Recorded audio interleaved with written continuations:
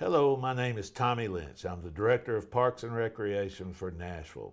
I know many of you are new to the city and have experienced the benefits of the many amenities we have throughout the city. And we have to thank our mayor and our council for funding things like this, but at the same time, the leadership and the vision of the Parks Department has been delivered to us since 1978 by Jim Fyke, who was the director of the parks from 1978 to 2003. Welcome, Jim. Thank you for joining us today. Thank you. Tell us a little bit about the 1964 park system. Well, in 1964, when I started to work here in Metro Parks, down in the old Centennial Park office by the airplane and train, I was the first full-time sports supervisor hired by the park system. Back then, in the 60s, in the 50s and on before, but for sure since Metro government, the Parks Department at that time, highlight was the summer playground program, which you'll remember.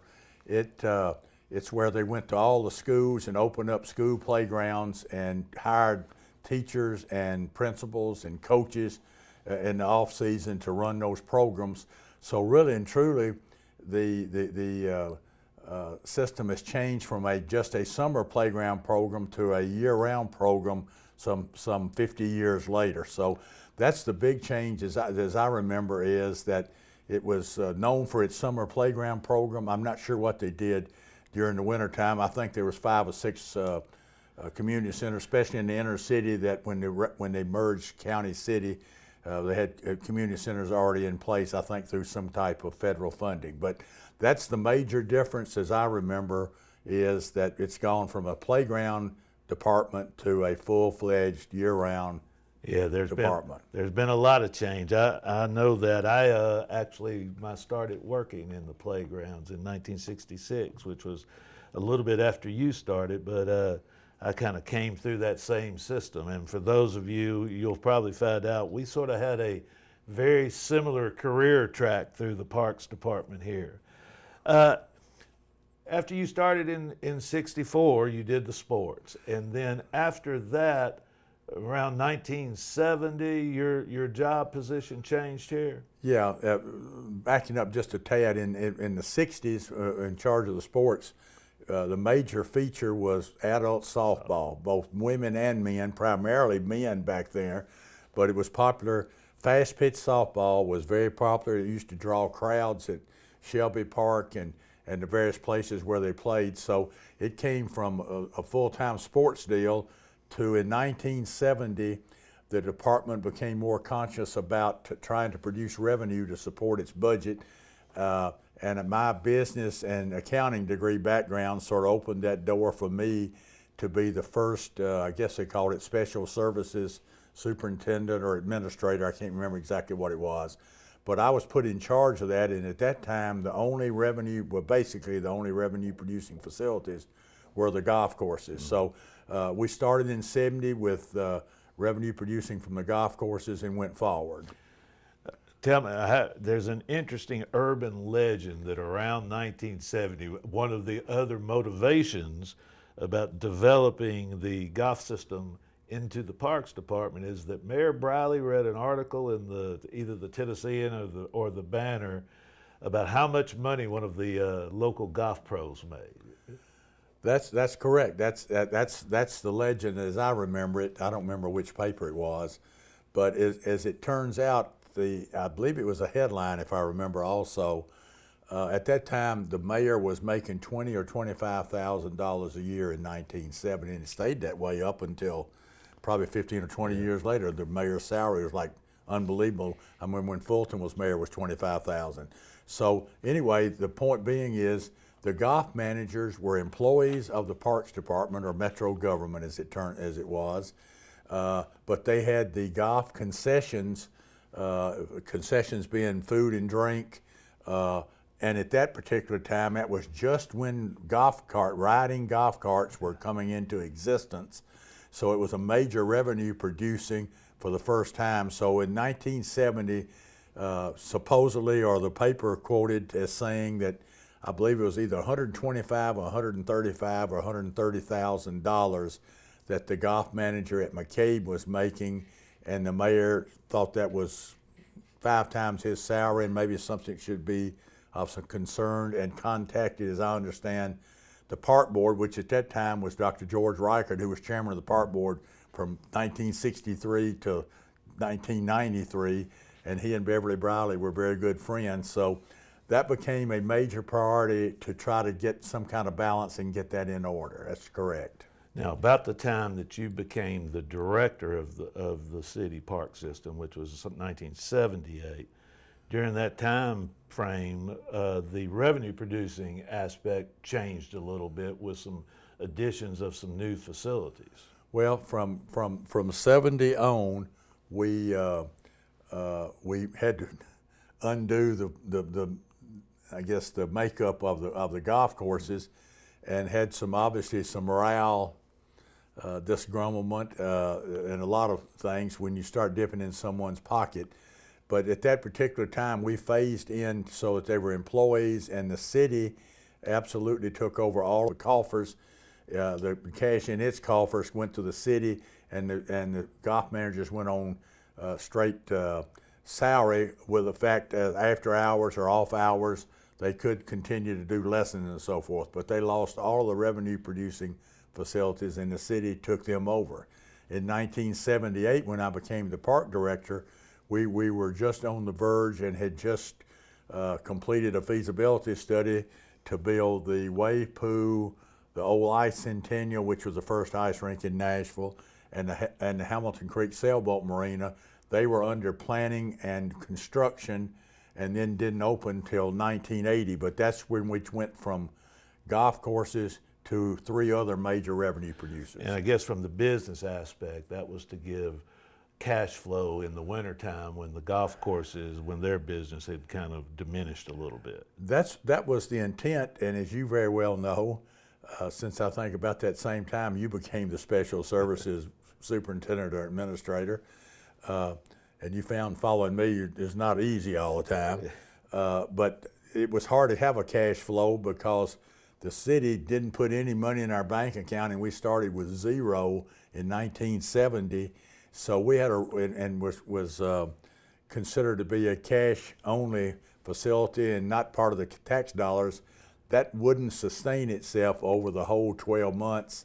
And while we continued to produce revenue, we did not continue to have it as its own account, separate as an enterprise fund, separate from the tax rolls. But those 3 facilities were very popular, and you know, that's the interesting thing about it is the waypoo today is still popular, and has really, y'all have done a good job of keeping it up to reasonable modern look to it, and it's to be there for what, that's 35 years now. That's amazing. We just recently closed it for the summer, and one of the remarks that we made to each other as we were closing it, it's like we brought it back full circle. A few years back, we'd had a flash mob that sort of overran the fences and security, and it sort of hurt the attendance there for a while, but now we're getting crowds back. We've added new water slides and things like that, so we've added new amenities that help.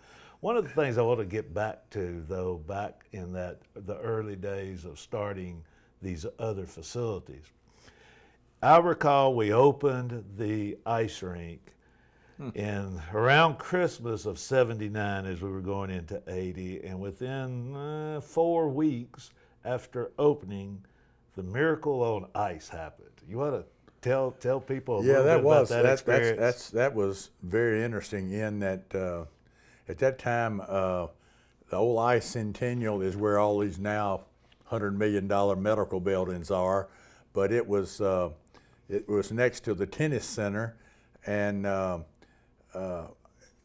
Parkview Hospital was there.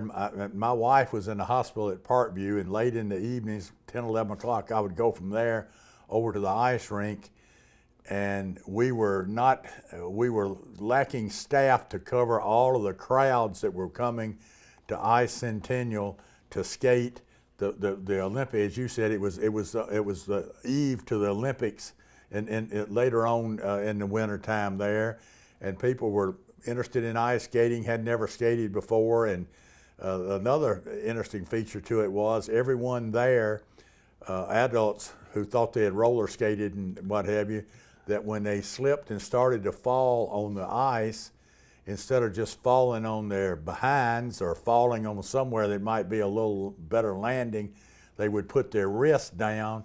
And we had so many broken wrists, we had to have the ambulance stand by to Parkview for us to have every hour or so we had people breaking their wrists. So, and that also led to one of my genius ideas that I'd been to back then the Opryland was full scale in the theme park, and I saw where you could have crowd control bars, and we had problems, as you very well know, with crowd control then.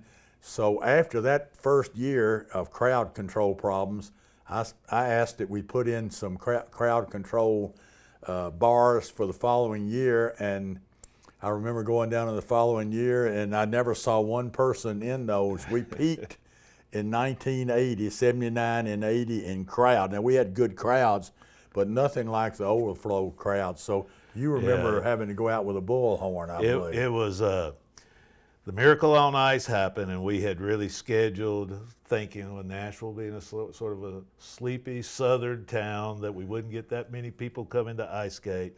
The Americans beat the Russians, and the next thing you know, 1,000 people are showing up for maybe 200 spots on the ice. Saturday nights, I'd be out there with a bullhorn and telling people, you have to leave, we can't get you in. 10 people would leave, and everybody would sort of just step up. And the crowds, like you said, we were carting them off. Luckily, the designers had us real close to Parkview Hospital at the time. Well, and I think you also, I remember you saying something to the effect is, not hardly none, 95% or 99% of the people didn't have their own skates at that time. So we didn't have enough rental skates. I remember you saying something about you'd have a couple of hundred in line and maybe 20 pair of skates. So it wasn't so much of getting them in, it was getting them in with the skates to skate. One of the things I need to point out is while you were the director, the number of parks went from 57 parks to 100 parks. And the number of acres in the park system went from 5,800 acres to over 10,000 acres when you left in 2003. There's a lot of significant park development.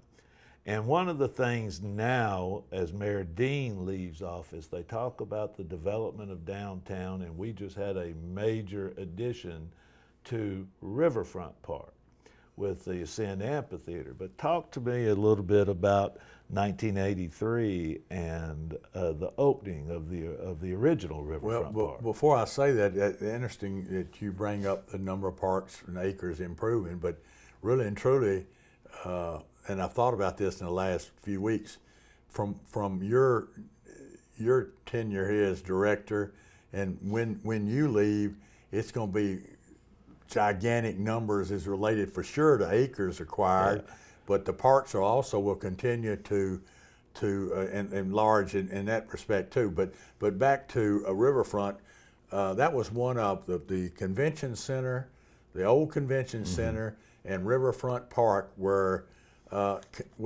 mentioned when Richard Fulton was mayor as Fulton's Follies, I remember.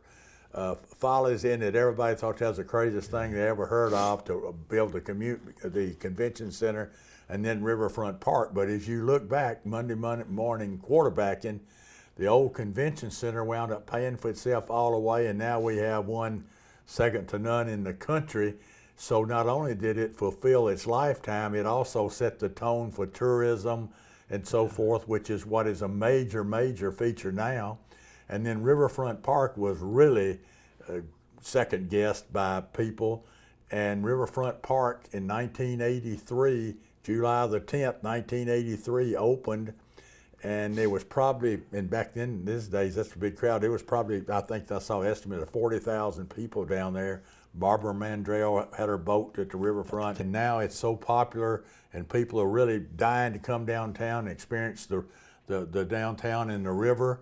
And in fact, I remember saying after that fact, it was Fulton's idea, Mayor Fulton's idea, and everybody was against it. But that day down there, I must have had 100 people come up to me and tell me it was their idea of putting the park there. So that's typical government political conversation that you just have to get used to, that while they'll question it, that also they'll join in and take pride and take credit for being there. I remember that to this day, how many said it was their idea. Well, I'm going to have to talk about something else. Last year, which involves Riverfront Park.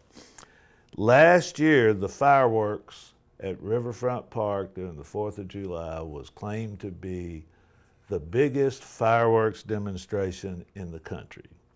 How did that start? Well, as we just said, Riverfront opened in July of 1983. Seeing that crowd down there, we thought that'd be a perfect opportunity to have a 4th of July celebration, and people seemed to enjoy coming downtown. So the July the 4th in 1984 was the first Riverfront Park fireworks demonstration. And I remember we scraped together and begged and borrowed, and I won't use the word stole, but we got $15,000 to put on the first fireworks display down there. And it was a question of how much tax dollars are we shooting up in the air, and you know, all the typical second guessing and everything. But we started from scratch with just the Parks Department and support from the mayor's office, the Riverfront Park celebration, which has turned out to be, or proclaimed to be, the best in the United States. And it's interesting to see the resources that are put into it now, where it started back then. We had a boat parade, and I remember one year Bud Adams was the Grand Marshal. We've had various Grand Marshals of the boat parade, but it's become a gigantic 4th of July celebration. But not many people know that it really started on a wing and a prayer. I'll be honest about it. Well, then also going back to your business acumen, you ended up getting it sponsored for several years by a local radio station, so it sort of took it away from the tax dollars paying for the fireworks. That was our next step, was to try to improve it revenue-wise, and we certainly couldn't do it within our coffers. So we got a radio station back then that was sort of the shock jock radio station that some people sort of questioned will that fit with down there, but they were very good partners and worked hard, and they put it on the map, and here it is today. You know, one of the things that's challenging park systems now, we're trying to find alternative sources of revenue and alternative funding sources. And we're sitting in our new Parks Administration building that was just recently named after you in honor of your work here with the Parks Department. But it sort of started with a very groundbreaking move, and I use groundbreaking in the sense from a nationwide standpoint. Tell us a little bit about 1987 and the relationship with HCA. Yeah, that was as you said, it was interesting. It came from left field per se, and unusual for a government back then, for a government and a private entity to make that kind of business deal. Back to sponsorships. We were approached by HCA at first, as I remember it, to have, if you remember, and others might remember, there used to be 2 baseball fields there at Centennial number 1 and Centennial number 2 behind old Father Ryan High School that I'm sure you remember. And so the Centennial number 2 field was the one with no lights up towards Parkview. HCA contacted the city originally about leasing that land and building a fitness center on that land. Well, for whatever reason, in discussions, I wasn't in on the initial discussions, but I became involved pretty soon thereof, and it wound up that we wound up with a 10-acre, I think for 11-acre land exchange with HCA. We got the property, the 10 acres of where we are right now, the old Oman Construction Company complex, which had the beautiful old historic building that we're in now, and had a maintenance warehouse shed there, and it also had a secondary building, or down what we call then the recreation building, that we wound up getting all of this plus $12 million. Our property was more valuable than theirs, and we had to they got the 11 acres, I believe it was, where Centennial was, and the original tennis center. So we took $12 million, and they got that property. And one of the highlights of it, in my opinion, is not only did we get $12 million to build the sportsplex, which included the natatorium named after Tracy Calkins. It included also a recreational pool. It included our ice rink to replace the old Centennial. We converted some space in there, as you very well know, to be a fitness center. That's about the time fitness was becoming very popular, and we didn't plan for it on the beginning, but we did use part of the facility there, and so we got the new sportsplex with no tax dollars. We got the facilities up here. They said it had a couple of $1 million, and I'm sure value on them. So about $14 million worth of investment the city got. And the thing that I think makes it, to use another sports term, a home run or a grand slam, was at least several $100 million of medical buildings are now down there on that space. So it was absolutely a win-win situation, and allowed the sportsplex to be involved in a lot of national and international events. A lot of the things that the Sports Council does now is sort of a result of opening the facilities at the sportsplex. In 1990, after the land swap was 87, but it took a couple of years to get everything constructed. And I'm kind of jumping around now, but in 1990, when we opened the Tracy Calkins Natatorium, before ESPN, before Sports Center and 24-hour sports coverage, there was the wide world of sports. And we opened the pool, the natatorium, with a swim meet. You want to talk a little bit about that? Yeah, it was the ABC Wide World of Sports that took place, as I remember, was on Saturday afternoons. Was a weekly telecast, some live and some taped, and we had the U.S. swim meet. What was it?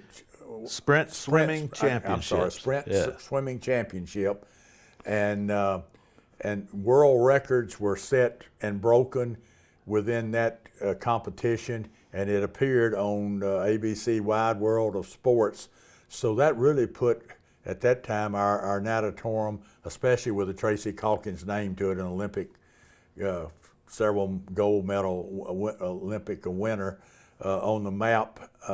That not only we have that, we had some type of a short course swim meet there that was televised on TBS, Turner Broadcasting System. That also was live on national television. So that was a big deal back then. It was Bionti and Matt Biondi and Tom Jager. That's right. Biondi, I think, broke the world record first, and then Jager broke Biondi's record and set the world's record, and it was held in that pool for 10 years. We kind of laid claim to call it the fastest pool in the world. I remember I think we not only did we lay claim, I think we put it on the wall down there of some kind of something that claimed to be the fastest pool in the world, right? You know, without getting too far away from that, 1987 was also kind of the beginning of another public-private partnership for the Nashville parks, and it was the establishment of friends groups of parks. The first friends group was the Friends of Warner Park, and I believe it started in 1987. That's, as I remember, is correct. Not only was it, I guess, the first major friends groups, we might have had some around some of the community centers and so forth, but it certainly started and has turned out to be a premier friends group that I'd say very few in the country have made more in-kind contribution and cash contribution than Friends of Warner Park have made. And in fact, started in 1987, made several program and improvements throughout the years, and then in the late 1990s, built what is now the Learning Nature Center there at Warner Park. So they put several $1 million plus property that they bought across the road. I know I'm skipping years of much, but Friends of Warner Park is second to none probably in the country of what they've done in a public-private partnership. I think we'd have to agree. What started then is moving forward and almost getting better, and there's more of a partnership now than ever before with the addition of the Hill Forest and the Birch Reserve. Skipping up a little bit, 1992, established while you were the director, the Metro Nashville Greenways Commission. I think in 1992, everybody was going, what do you mean Greenways? What is that all about? That's an interesting one too.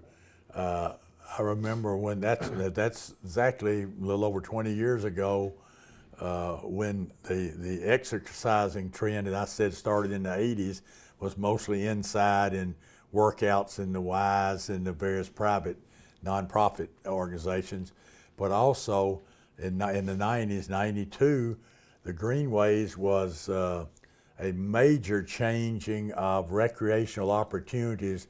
It went from organized league sports activities to impromptu family biking, pulling on a stroller, exercising and walking on trails that are known today and were known then as Greenways. I remember real early on going to North Carolina with a member of the park board and a council person, and seeing that they were one of the forerunners in the Southeast on that, and their trails were right next to the front porch, and people were out on the front porch and talking to their neighbors and blah, blah, blah. Well, we thought, man, this is going to be easy. We're going to build these trails, and these neighbors are going to jump up and down wanting trails. Well, we found out that neighbors they had to be proven to be receptive to the Greenways theory, because they had in their mind that someone was going to walk on a Greenway trail, such there at Stones River there in Donaldson, or even the Bellevue area, and they were going to break in their houses. And I remember saying, so you think they're going to break in your house and go running or biking down the Greenway trail with it? Yeah, we don't want blah, blah, blah. Those same people, after we started building them, had fenced themselves off, and then they was putting gates in, trying to get on them. So the big thing I remember, and I know I was rambling there a little bit, I know the big thing I remember was when I would go to the parks and down to the Metro Council, and from 92 to 95, say, Phil Bredesen was a mayor then. When I would go to get money for Greenways, they'd say recommend approval and get a second before I even hardly got it out of my mouth. But I'd go down there looking for community center or to help some of these revenue producing facilities, and they'd look like I'm trying to break in a bank or something. They questioned everything we did. I sort of resented that and didn't like it, because Greenway, I'll have to admit, didn't like it at that time, because Greenways had a blank check and the rest of the park system had to earn their money.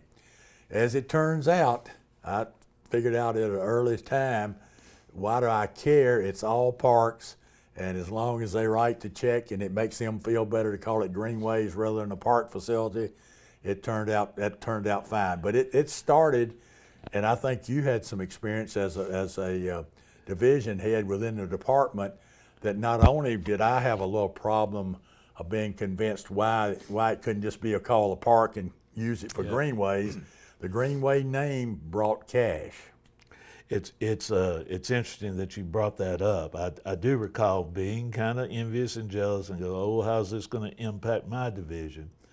But jumping fast forward to 2010 and to today's world, in 2010 after the flood, when people got through fixing up their houses and cleaning up their businesses, and when people were wanting to get back to their normal routine, we got more calls, more volunteers for people to clean up the damaged greenways, because obviously most of the greenways are put around blueways, around streams or creeks or rivers. And since that time, it didn't take me that long to get convinced, but I think the Greenways is the best idea and the best addition to the park system in the entire time I've been involved with it. Well, that's interesting. I was just sitting here thinking, so in less than 25 years, a term Greenways that I had some problems with, funding-wise, not personal problems, not getting funding, but it's amazing that it has turned into, in my opinion, today, I don't believe there's a more popular program in the Parks Department than Greenway, and I'm just thankful that I was smart enough, or I don't know whether that's probably not the right word. I decided I need to jump on that train. Savvy enough. Or savvy enough is probably a better word. I was savvy enough that train, as one of the councilmen used to say, that train's loaded, you better get on. I was savvy enough to get on that train because today it's the #1 demand in the Parks Department. It's really it interesting. Covers all economic areas of the city. Of the city, it as much as healthcare costs are going up, right, and society concerns with obesity and things of that nature, the Greenways makes it easy to make that healthy choice, because it does. It gets in your neighborhood and it gets near to homes. And you all have done a great job of expanding it to where it is now. But interesting is today, though, as a private citizen, I run into people grabbing, why they put so much money in Greenways, at the golf courses and the various other facilities.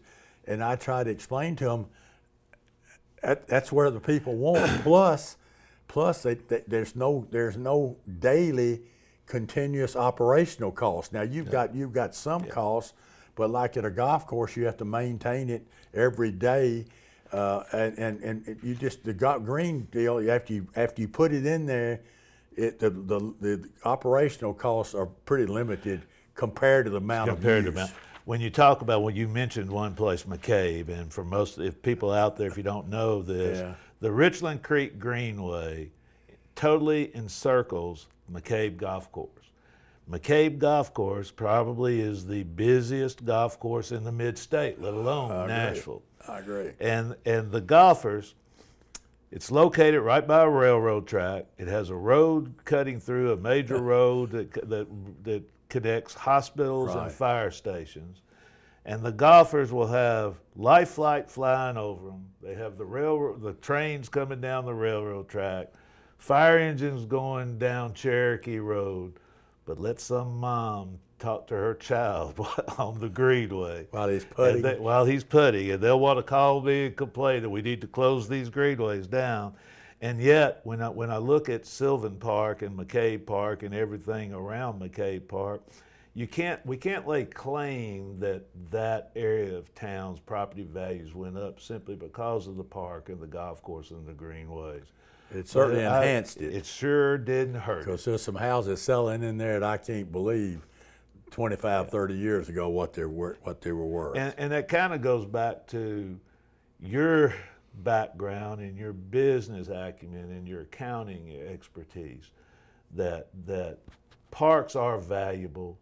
And parks need to be run efficiently and effectively. And I think that's something that part of the legacy that you left with the people that run the facilities now, including myself, that we kind of look at the cost of things and we look at a return for our citizens.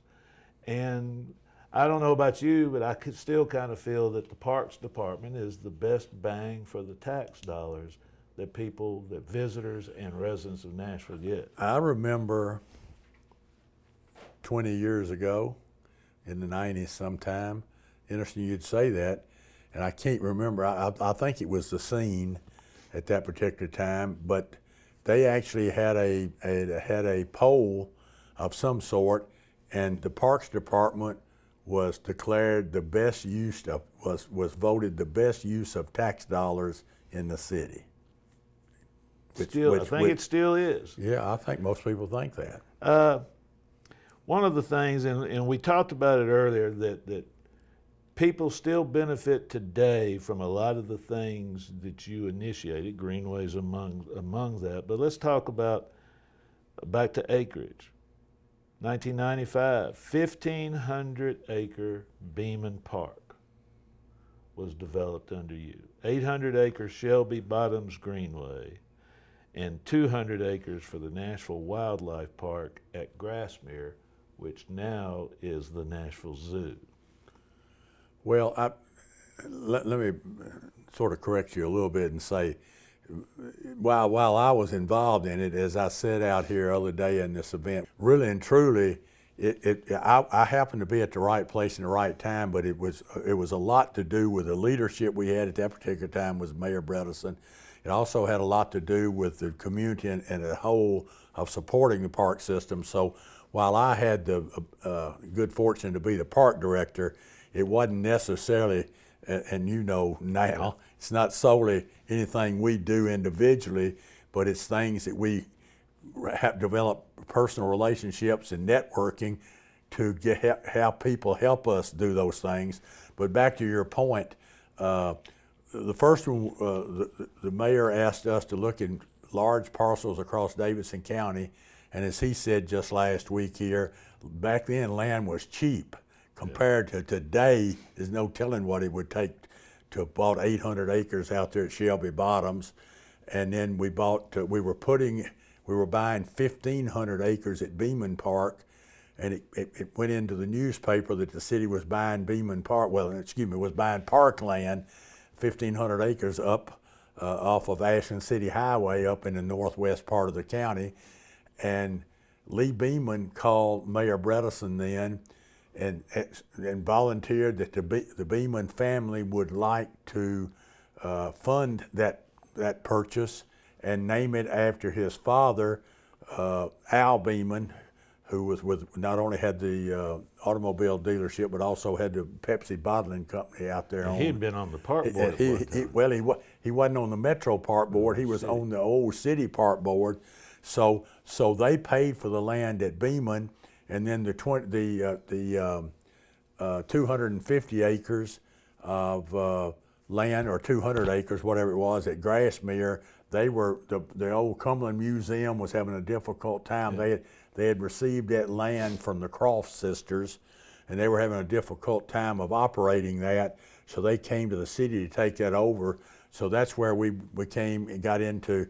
At that time, I think it was Nashville Wildlife Park at Grassmere. Now it's unbelievable. Talking about something that's really changed. That was on a very small budget and a very short fuse as it related to the government and private business picking up support. And to go out there today and see what's there compared to back 20 years ago is unbelievable. Now it has really become, Rick Schwartz is a guy that was involved back, and Farzine Ferdowsi was the man who owned the wildlife park up at Joelton and was involved in the zoo and was very interested in it and dealing with all of them. But this Rick Schwartz is a magician and can actually do those, what am I trying to say, the animal displays himself. He plans them, builds them, and so forth. Yeah, so that place is nice, and it started on a shoestring. Well, and it's also we're sort of dealing with something now as we talk about the Nashville Zoo.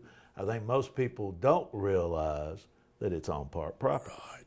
And even today, in this last year or so, you were involved with the development of the new baseball field for the Nashville Sounds, which sort of leaves us at Parks to sort of deal with the repurposing of the old Fort Negley Greer Stadium. And it's surprising that most people, when they talk to me, didn't realize that we had a park at Fort Negley before Greer Stadium was there. And as you well know, not only do we have a park, we had the old fort, which was in bad shape back then, but we also had a 4-diamond complex there at Fort Negley that once it went from fast pitch to slow pitch, the right fielder and the left fielder of the various parks were looking at each other and talking could talk how you doing, or shake hands with them and everything else. Yeah, it was kind of a scary thought when you're looking at your field and you're looking at the guy from the other field in front of you, and all of a sudden his eyes get big, here the ball's comes the coming ball. right at him, and you're worried about getting hit. But then there was a little league field, one or two, I can't remember. I think it's one. There was just one. One over there back on the backside of Fort Negley. So all of that was converted when it became outdated, really, to Larry Smithrow coming in the 70s and mortgaging his house and beg, borrowing, and he might have, I know he didn't steal, but that was a private, taxpayers were not involved in that other than the land itself. So that was another good public-private partnership. Now, some of these things you say you were just for, and I agree, knowing I've talked to people that I feel that I'm just so fortunate to be where I am when I am. But there's also things that I know that you impacted based on your personal activities and your personal support. And one of these is the public-private partnership with the Tennessee Golf Foundation. Yeah, I am proud of that as a youngster, and then my friends, some of which are some of your friends, deny that I ever caddied at Old Hickory Country Club. But I know I was out there a lot, and I know I worked in the golf shop when I was in high school, summertime, and I thought I caddied, but some people dispute that. But point being is I grew up in golf and wanted to be involved and was willing to be involved with the Shelby Park has always had a 9-hole Riverview golf course there that the National Open, I guess in 1975, I think he won the U.S. Open. Lou Graham grew up on that 9-hole course, which used to have sand greens, and I mean, it's unbelievable how old that course is. But we developed a relationship with the golf, the TGF, the Tennessee Golf Foundation, to back at that time in the late 90s, they were developing a youth program, trying to develop golf in the youth. The First Tee. The First Tee program was created by the PGA, and because what happened is when people like me grew up, there wasn't riding golf carts. So a lot of people today that are playing on the tour and especially playing on the senior tour grew up caddying. That's how they got their start in golf. So the First Tee program was to sort of mimic the people who used to caddy. Yep. So they're now there at Shelby Park and have an educational golf program that the TGF put the money in and built the clubhouse and put the original money in to renovate the course, with the Parks Department being the partner in of maintaining the course and just operating a program. Really, it's sort of a program similar to what you might run in a community center, but it's teaching the etiquette of golf and special things that kids need to learn as they grow up. So it's been a great program. It's still in existence. Vince Gill raised money for junior golf throughout the state in concerts. They named it the Vinny, which is a neat name. So the course is named the Vinny there in Shelby Park. And today I think they've, other than you all providing some maintenance, I think they're now operating the course per se. We do the maintenance. You still help them, which I'm glad to see. But it's a unique partnership that has been very, very successful. They give scholarships to these kids that are coming. A lot of them from would be in your community centers today. They're spreading it to the masses, and they're getting, some of these kids are playing golf in college now, and it's been a great partnership the entire time with them. But you know, and you've learned as director, it's amazing, and now I can say it because I'm one of, as these senior guys get older, they forget about how they might have started and how it might have helped. I remember, I got to tell this story, over 10 years ago at McCabe, where there used to be the schoolboy. Now, because of the genders, it's now changed to school days, I believe, where the Parks Department and the Tennessee have sponsored it forever. One day a year at McCabe Golf Course. Used to be at Shelby, now at McCabe. I remember when the old clubhouse burned down at McCabe, and we were in a tent out there. The school days was the next 2 days after that or something. And I remember being under that tent, and an older gentleman, I'll be kind, an older gentleman came up to Sally Davis, in fact, and said, "Why is the North 9 closed?" or something to that effect. And she said, "Well, Junior, well, they don't pay any taxes. I came out here to play golf." That was an eye-opener or an ear-opener to me, that people have to become so selfish as, the world didn't promise you a free ride, and somebody helped all of us out to be where we are. And I never will forget that day when that person, and he was dead serious. He stomped off from there. He didn't get to play golf because the juniors one day a year were playing on his course. Yeah, that's a tough deal, because for the most part, I think in parks, we deal with people on their best terms. We're dealing with people from the good side of life, dealing with folks who are passionate about what they're doing, whether it be baseball, softball, tennis, jogging, or whatever. And usually we're dealing with people that like to share that feeling to other folks, and especially to youth, the benefit that they got out of it, to kind of pass it along. You would hope so, but that's not 100%. No, I know. But you're right.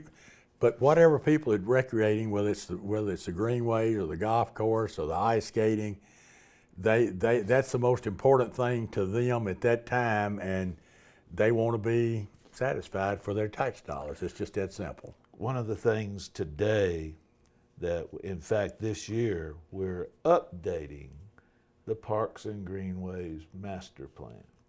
And that's been something that started in 2002 while you were still here.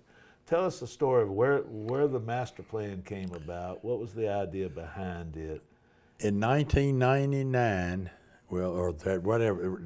I guess 99, when Bill Purcell was elected mayor, a year or so after that, I was at some function in East Nashville, and I can't remember what it was, and I think Shane Dennison was there. We were in some function at East Nashville, and he came up to me and said, "I'm looking for something, a major program or something where I can, have a say, or have what am I trying to say? A legacy of the Parks Department. What can I do?" And it was coming up on the centennial anniversary. What would be a good Parks way? That's right. Department That's being right. in existence. It was 1901, I guess 1901. 2001, right? So he said that to me, and maybe 30 minutes later, it was some kind of a social event, either opening something. But anyway, I came close to him. I said, I got to thinking, I don't think the Parks Department's ever had a master plan. He looked at me and he said, "A master plan?" I said, "Yeah, of the whole department." And he said, "I love that idea. Call me Monday or whatever it was, and let's get together." And that's where the idea, he wanted something that he could leave, and he did leave as his legacy of the first ever county-wide master plan for the Parks Department that I think, and we got the first funding. I left here in the spring of 2003. I think in that budget, 2002 and 3, there was $34 million of capital dollars to implement the first phase or a phase, the first of that master plan. People who are using our regional community centers That now. was part of the first developments. That's right. And have benefited from the master plan. And expanded Greenways. We actually, it was actually then changed or called the Parks and Greenways. That's exactly master right. plan. That's exactly right. So But that laid the groundwork, and I think you said to me in the last recent time that you're getting ready. I think it's had some type of a review maybe 10 years later, yeah. But now you're getting ready to have a complete new plan, or what? Yeah, in 2008, we did a partial update, and we're just getting ready to start a total update of the master plan, which gets back to what you did at first. You assessed the existing condition of all the facilities, and looked at the trends of what's happening across the country now and what the things may be lacking that we haven't added, and things of that nature, and looking at getting the expenditures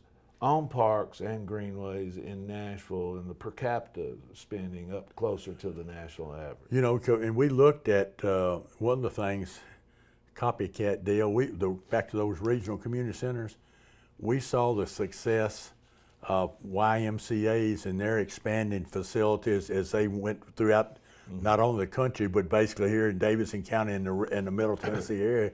We saw that and thought that would go good in areas of Nashville that was growing, and as it turns out, we got ahead of the curve, I think, on that, because those facilities today are popular, I think more popular than maybe we realized when we went to that regional system. One of the things, like you said, we're putting the fitness centers in. Right. We're putting jogging tracks inside the facilities. We've added the greenways. And the thing is that in 2002, the National Recreation and Parks Association was more recreation, pastime, cultural arts, and things like that, which we still participate in. But one of the major foundations of the NRPA now is wellness.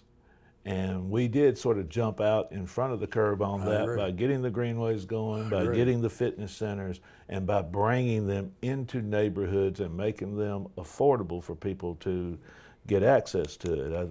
I hate quoting Mayor Dean, but we're kind of making it easy for people to make that right, healthy choice. I'm not sure. I don't think we've talked about this, but let me take the opportunity to tell you a couple of things that I think we've missed the boat on, and since you're about ready to kick me out of here. I need to take notes on what I need to do moving forward. No, you didn't have anything to do with it. We alluded to the fact, and I should have talked about it then, one of the major parts of the playground program back in the 60s was summer jobs for youth. And I brought this up the other day out here at the event, and one of the mayors said, "You'll never stop lobbying, will you?"